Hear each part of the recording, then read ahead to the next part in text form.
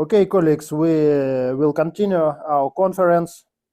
Right now, I would like to present co-author of our top selected paper in our conference.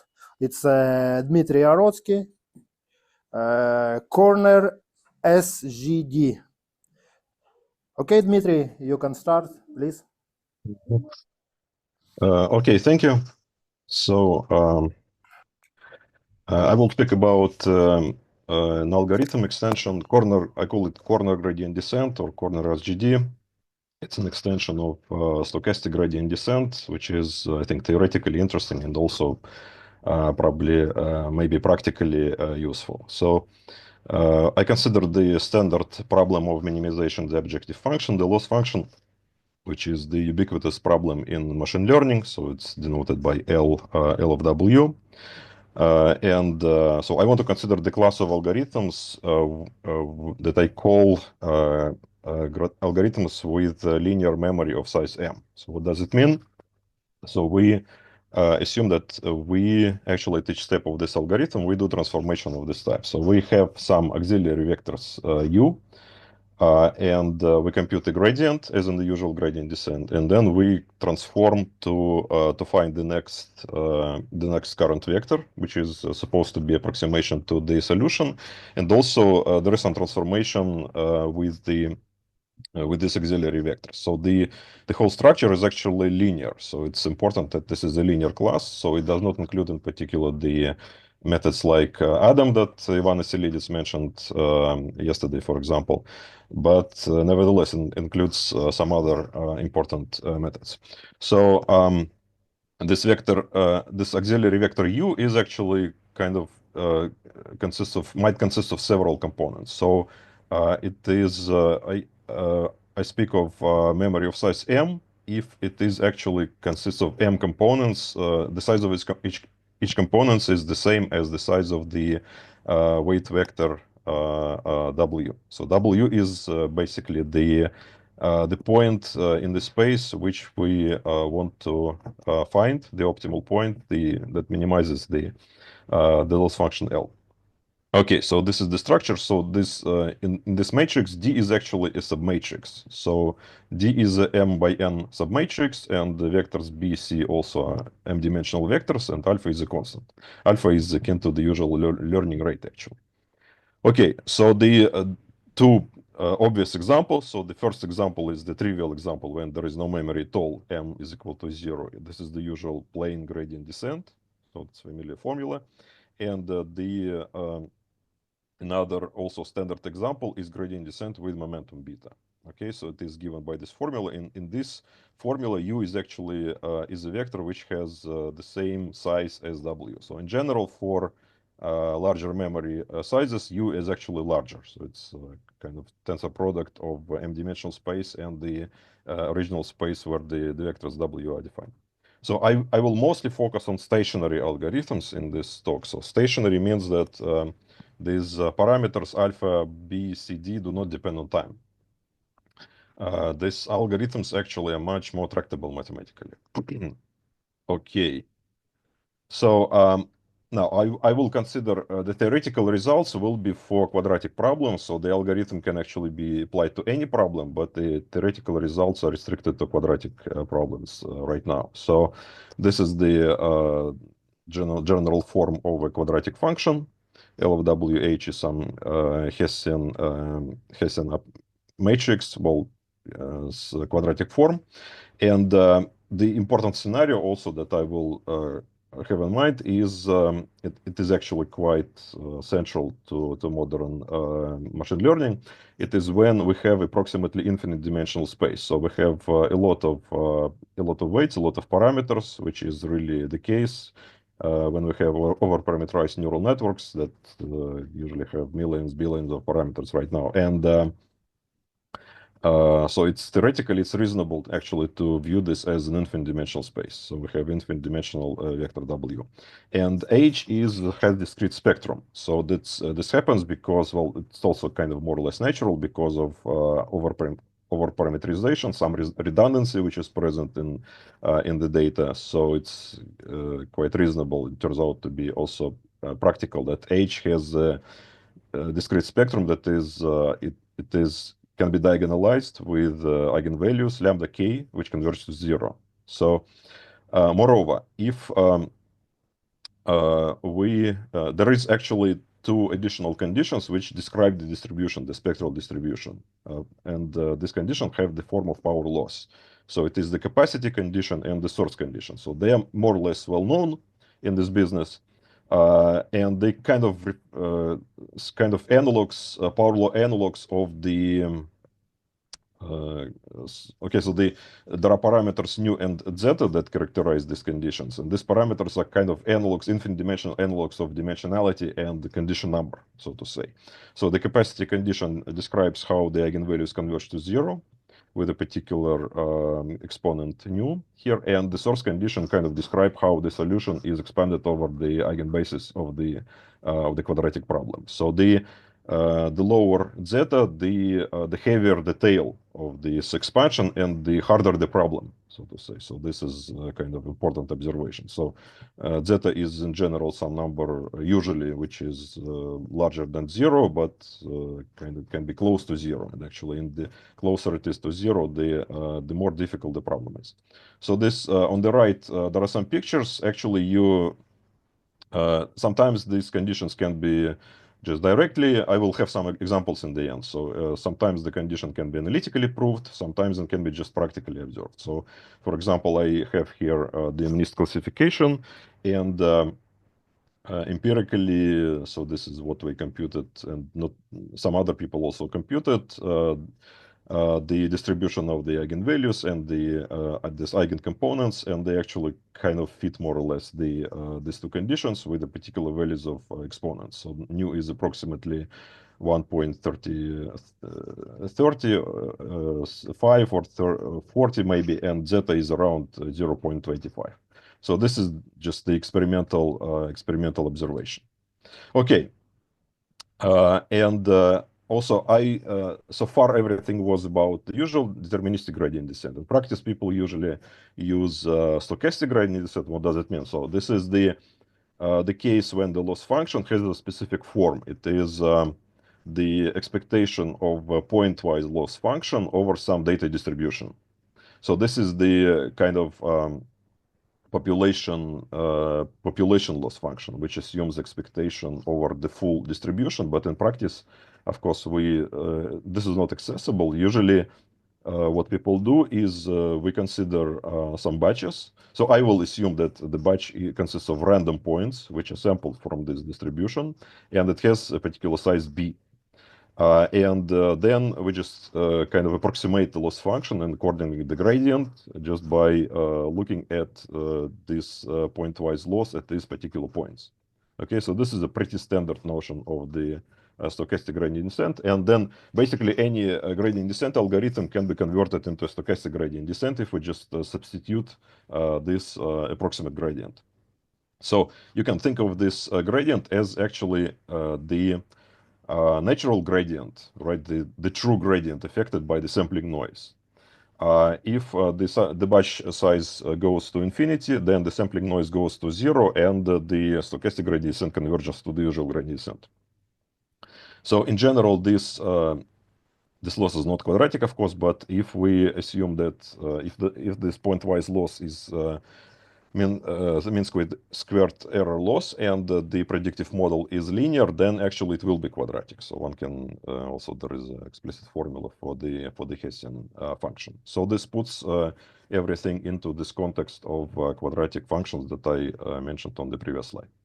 Okay, now what do we know about the convergence of this algorithm of these algorithms in general? So on this slide, I have the stationary situation, and on the next slide, the non-stationary. So in the stationary case, if we consider the usual deterministic gradient descent, so without the sampling complications, then it is well known that the convergence is actually a power law, and the power is exactly the exponent zeta, which appears in the source condition. Okay, so this is t to the power minus zeta. So this is pretty simple, and it does not depend on the capacity condition at all. Now, if we consider stochastic gradient descent, then it turns out that the picture is much more complicated and interesting. So first of all, if the capacity parameter nu is small, then the loss just diverges, so the optimization will not converge. So the noise is too strong in this case. If the capacity parameter is greater than 1, then it turns out that there are two different convergence regimes. So in one regime is actually akin to the deterministic regime. So when we have just the deterministic gradient descent, we call this signal dominated regime. So in this case, the noise is relatively small. It does not really strongly affect the convergence. So it kind of changes some constants, but it does not change the convergence exponent. So it is still equal to minus zeta. And the second regime is when the noise is really significant. So it kind of becomes stronger than the convergence of the deterministic gradient descent, and so the asymptotic changes. Okay, so we have a different power law, which is shown here, and so we have this nice phase diagram, interesting phase diagram. Now, in the previous work with Maxim, we actually proved that if we consider any stationary generalized SGD with arbitrary finite memory, so it is actually important that the memory is finite, then the phase diagram remains the same. So we cannot actually achieve any acceleration. We cannot really change much if we consider stationary algorithms with finite memory. Okay. Now, there is a much more interesting situation actually in the largely open. So at present, in the case of non-stationary algorithms, because they're not really analytically tractable very well. So it is again well known for about 40 years or so that if we consider deterministic setting, then we can actually double the convergence exponent. So as in this formula, so we get 2 times zeta. We can double the convergence exponent if we use heavy ball, that is the basic algorithm equipped with momentum, and adjust the parameter beta, the momentum parameter, slowly towards the value 1. Okay, so this is sometimes it is one can call it Jacobi schedule. So the exact precise mathematical construction actually relies on Jacobi polynomial. So I call it Jacobi heavy ball. And okay, so this is a rigorous result. It's been quite well known for quite a while. But it turns out that this algorithm actually does not work in the stochastic setting. So if we try to apply it to the stochastic gradient descent, okay, so just by replacing the gradient with the approximate gradient, then it diverges. So it does not even converge. So this you can see it on this picture on the right, the top picture. So this black curve shows the deterministic case, and these yellow curves show actually the performance of this algorithm when in the stochastic setting. So if we increase the batch, we delay the divergence, but the divergence always remains. So the question is, can we then still achieve acceleration? Can we accelerate the convergence, maybe using some non-stationary generalization different from the standard Jacobi algorithm? In the previous work with Maxim, we proposed one such extension, which is a memory 1 extension, but this result is actually heuristic, so it's not really rigorously proved, and it does not really achieve the full acceleration. So here in the deterministic setting, we see that the exponent is doubled. So the acceleration is exactly by the factor of 2, if we look at the exponent. But if we, in the algorithm that we proposed in a previous work, we actually achieved some weaker acceleration by factor which is less than 2. but it seems to work. So practically it seems to work. Also, there are some kind of arguments which show that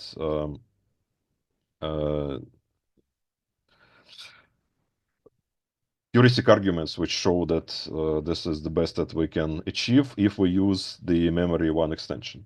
Now, in this work, I propose a different approach, which actually is rigorous. It is definitely more rigorous, and it allows to achieve acceleration up to the factor 2. And it's kind of the logic of this approach is very different. So the crucial thing is to consider the infinite memory SGD, infinite memory algorithms. So it turns out, in the first step, it turns out that such infinite memory generalization can be identified with contours in the complex plane.